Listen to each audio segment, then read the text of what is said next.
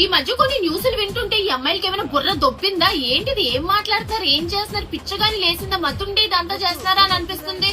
నాకే అనిపిస్తుంది ఒక్కొక్కసారి అబ్బాయిని చూస్తుంటే నిజంగానే జాలేస్తుంది తప్ప దాంట్లో పెళ్ళైన అబ్బాయిని చూస్తుంటే ఇంకా జాలనిపిస్తుంది. ఇప్పుడు ఒక న్యూస్ చూసాను అనమాట, ఇది పాత న్యూసే.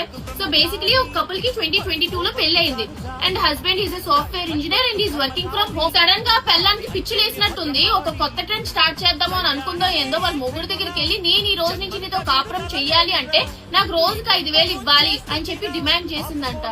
యానికి చేస్తాడు 5,000? అడేమైనా అంబానీ తేడానికి 5,000 అంటే నెలకు 15 లక్షలు. సాఫ్ట్వేర్ ఉద్యోగం అనుకుందో లేదా బ్యాంకు కన్నాలేసేవాడు అని అనుకుందో 15,000 రావడమే ఎక్కువ, 15 లక్షలు యాలింగ్ తెస్తాడు. ఏమంటుందంటే మళ్ళీ నువ్వు రోజుకి 5,000 ఇవ్వలేవా, సరే నాకు డివోర్స్ ఇచ్చేసి 45 లక్షలు ఇచ్చేసి సెటిల్ చేసే అని చెప్పిందంట. 45 లక్షలు రోజుకి 5,000 ఇవ్వు లేదా 45 లక్షలు ఇచ్చి సెటిల్మెంట్ చేసేసుకో అంట.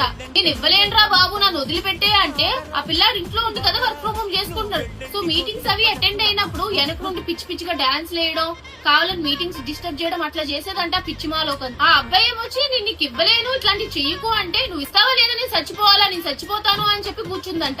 ఇంకా అబ్బాయి చేసిందంతా లేక పోలీస్ కంప్లైంట్ ఇస్తే అప్పుడే విషయం అంతా బయటపడింది. అలాంటి పెళ్ళాల్ని నిజంగానే ఒక నెల 2 నెలలు జైల్లో పడేస్తే 5,000 కాదు కదా 5 పైసలు కూడా అడగరు. తిండి నిద్ర ఉంటే మాకు చాలరా బాబు అని అనుకుంటారు. నిజంగానే జస్టిస్ అనేది అమ్మాయిలకు కూడా ఒకలానే ఉండాలి.